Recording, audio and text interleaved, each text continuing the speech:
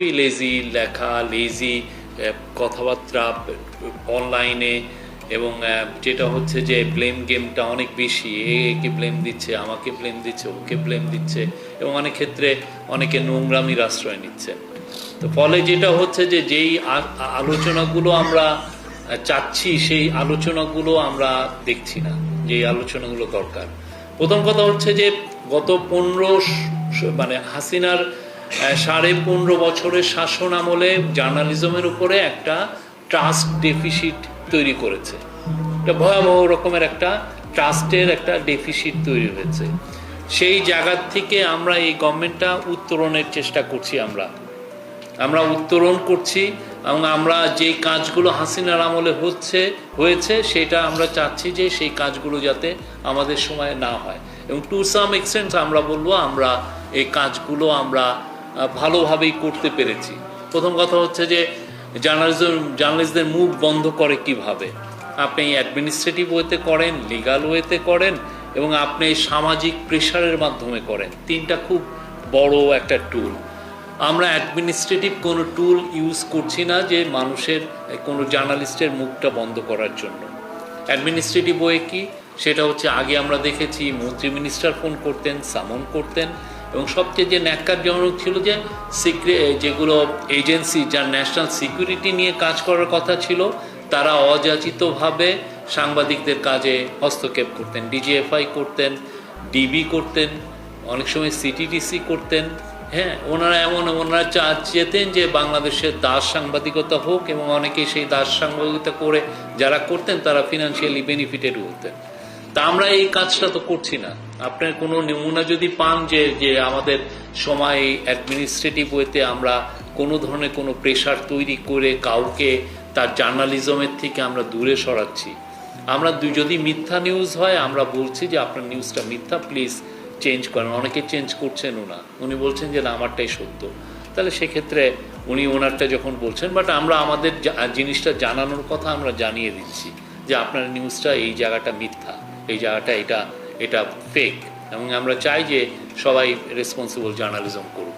দ্বিতীয় হচ্ছে যে লিগাল যে মেজারগুলো ছিল, যেগুলো আমাদের বাংলা ভাষায় বলে কালা কানুন, হ্যাঁ, বা রিপ্রেসিভ ল ছিল, সেগুলো তো আমরা আমাদের তরফ থেকে তো নতুন করে কালা কানুন করার তো কোনো মানেই হয় না। বরং আগে যেগুলো কালা কানুন, যেগুলো দিয়ে খুবই অতিমাত্রায় শেখ হাসিনা গভর্নমেন্ট বাংলাদেশের পুরো মিডিয়া ওয়ার্ল্ডে এক ধরনের রিপ্রেশন চালাতেন, সেই আইনগুলো আমরা রহিত করেছি। অন্যতম হচ্ছে সিএসএকে আমরা অ্যাবলিশ করেছি। নতুন যেই আইন এসছে সেই আইনটাও আমরা যত রকমের কনসালটেশন করা দরকার আমরা সবার সাথে কনসালটেশন করে নতুন একটা এই সাইবার প্রোটেকশন অর্ডিন্যান্স আমরা করেছি। সেটা নিয়ে আমার মনে হয় না এখন এমন কোনো কমপ্লেন আছে, দু একজনে থাকতে পারে, বাট আমরা জেনারেলি মনে করি ইট ইজ মানে ইউনিভার্সালি অ্যাকসেপ্টেড। তো এই জায়গাটাও আমরা ইয়ে করছি। আর একটা হচ্ছে যে সামাজিক প্রেশার অনেকভাবে হয়।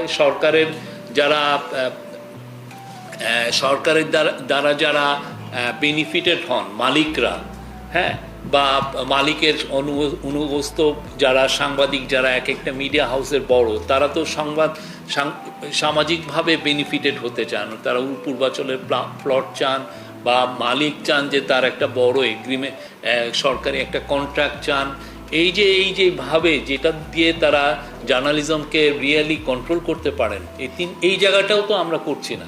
এই তিনটা জায়গায় কোথাও আপনি কোনো যদি নমুনা পান আমরা আপনাদেরকে ইনভাইট করব, আপনারা এটা নিয়ে লেখেন, আমাদেরকে আরও এই বিষয়গুলো ইনভেস্টিগেশন, যে না আমরা এই লোককে এই জার্নালিজমের জন্য আমরা এই বেনিফিটটা দিয়েছি। এরকম যদি কোনো ইনস্ট্যান্স ঘটে থাকে আমাদেরকে জানান, যেটা আগের গভর্নমেন্ট যে এই তিনটা মেন জায়গা দিয়ে তারা ইয়ে করতো, যে আপনার অ্যাডমিনিস্ট্রেটিভ মেজার, রিপ্রেসিভ ল, এবং সামাজিকভাবে বা সামাজিক ব্যবসায়িকভাবে কাউকে বেনিফিট দেওয়া, সেভাবে সে কন্ট্রোল করতো। এবং এটা অদ্ভুত একটা মডেল। এটা আপনার নর্থ কোরিয়া করা লাগে নাই, বা চীন অন্যান্য দেশের মতো করা লাগে নাই। আপনি যেটা করেছেন এই মডেলটা করে আপনি বাইরে দেখাচ্ছেন যে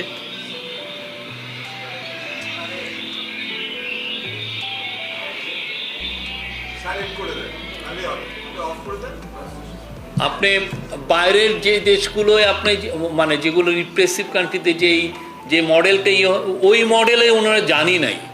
ওনারা বলেছেন যে দেখেন বাংলাদেশের ডেমোক্রেসিটা কতটা থ্রাইভিং, যেখানে 10,000 ওয়েবসাইট আছে, 1100 দৈনিক পত্রিকা আছে, টিভি স্টেশন আছে 50টা, কতটা থ্রাইভিং। কিন্তু ওই যে 3টা ওয়েতে তারা পুরো এই একটা থ্রাইভিং একটা মডেলকেও তারা কন্ট্রোল করছেন এবং খুব ন্যাক্কারজনকভাবে কন্ট্রোল করেছেন। যারা যারা তাদের দাস ছিলেন, যারা তাদের জার্নালিজমটাকে ধারণ করতেন, তারা সবাই বেনিফিটেড হয়েছেন। আমরা দেখেছি কিছু কিছু জায়গায় পত্রিকায় রিপোর্ট এসছে কারো অ্যাকাউন্টসে 1000 কোটি টাকারও ট্রানজ্যাকশন পাওয়া গেছে, যাতে চিন্তা করা যায় না। এবং যারা ইউনিয়নকে ওনারা দাস অনুগত বানিয়ে রেখেছেন, ইউনিয়নের টপ লিডারশিপ মানেই হচ্ছে তার কোনো কাজ নাই, সে পূর্বাঞ্চলের প্লট বা উত্তরার প্লট এগুলো নিয়ে ব্যস্ত ছিলেন। অনেকে আরও বেশি, আমরা শুনেছি কেউ পাওয়ার প্ল্যান্টের একটা যাতে তার অনুগত সাংবাদিককে বিজনেস গ্রুপকে সেদিনে একটা পাওয়ার প্ল্যান্টের এগ্রিমেন্ট নিয়ে এসে দেন যাতে হি কাটে কমিশন, তার কমিশন যাতে খেতে পারেন।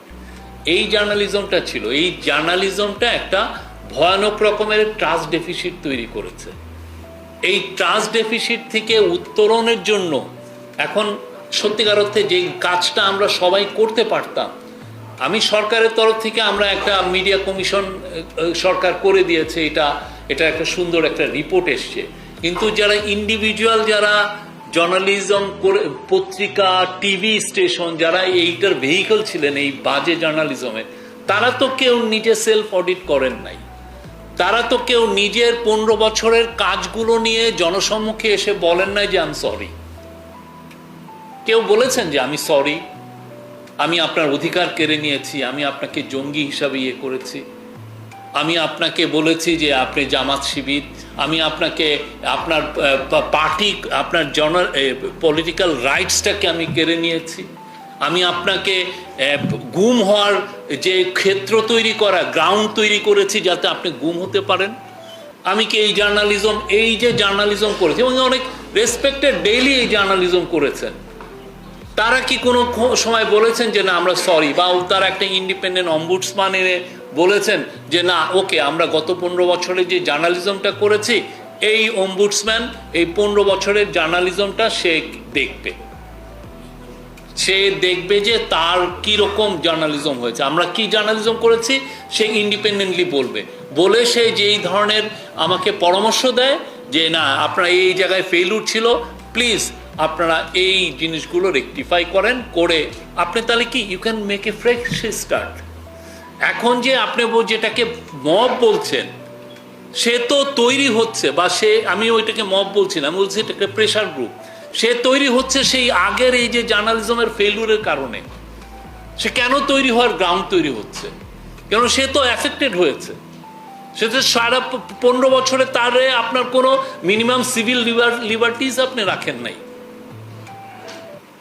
সে তো অ্যাফেক্টেড হয়েছে। এখন তার যে কনসার্ন, আপনি 28শে জুলাই 2024 বাংলাদেশের টপ জার্নালিস্টরা যে শেখ হাসিনাকে বলছে যে এদেরকে খুন করেন, পুলিশ কেন গুলি করছে না, এটা বলে নাই? এটা তো টপ জার্নালিস্ট, টপ মিডিয়া হাউসের ইয়েরা। তো এখন এই জিনিসটা তো আবার রিপিট করতে পারে, এই ভয়ের থেকে এই প্রেশার গ্রুপগুলো তৈরি হচ্ছে। এটা রেমিডি কি? এটা আপনি ভাবছেন যে সব অনার্স আপনি সমস্ত দায়িত্ব সরকারের উপরে চাপিয়ে দিচ্ছেন। সরকার তো এই চাপ, এটা তো সরকার যতটুক পারে সেই কাজটা সরকার করছে, সরকার সেই কাজগুলো করছে। কিন্তু আপনারা যারা এই পুরো এই যে ট্রাস্ট ডেফিসিট যেটা হলো, হ্যাঁ, সেই জায়গাগুলো যারা কন্ট্রিবিউট করেছেন তারা কেউ কিন্তু ওই কথাটা বলছেন না। তারা ভাবছেন যে এটা বিজনেস অ্যাজ ইউজুয়াল, পুরন দেশ হয়ে যায়, এটা সরিয়ে ফেলো, নতুন আমরা আবার শুরু করি, আবার নতুন পলিটিক্যাল গভর্নমেন্ট আসছে, তাকে সামনে রেখে তারা তাদের আবার গুটিগুলো সাজাচ্ছেন কিভাবে ওনারা এটা করবেন। এতে বাংলাদেশের জার্নালিজমের কোনো ধরনের কোনো উত্তরণ হবে না। আপনারা যারা ভাবছেন, এবং কেউ যদি বলেন যে বাংলাদেশের স্বাধীনতা নাই, একদম ফালতু কথা। বাংলাদেশের জার্নালিজমে এত ফ্রিডম আছে, আমি বলবো যে উন্নত বিশ্বেও এই ফ্রিডমটা নেই। কেন নাই? না, আপনি এসে যেটা ইদানিং যেটা হচ্ছে, মানুষ নিউজ কনজিউম করছে হচ্ছে ইয়ের মাধ্যমে, ভিডিওর মাধ্যমে। মানুষ নিউজ কম পড়ছে। গ্রামে আপনি যে দেখেন, আপনি এই যে দোকানের সামনে 4-5 জন বসে একটা ছোট ভিডিওর মাধ্যমে নিউজ কনজিউম করছে, এবং এই কনজিউমের যারা নিউজ কনজিউম যারা করছে, তারা যারা ভিডিও যারা দেখছে, ভিডিওগুলোর বেশিরভাগই লেজি জার্নালিজমে ভরা, মিথ্যায় ভরপুর।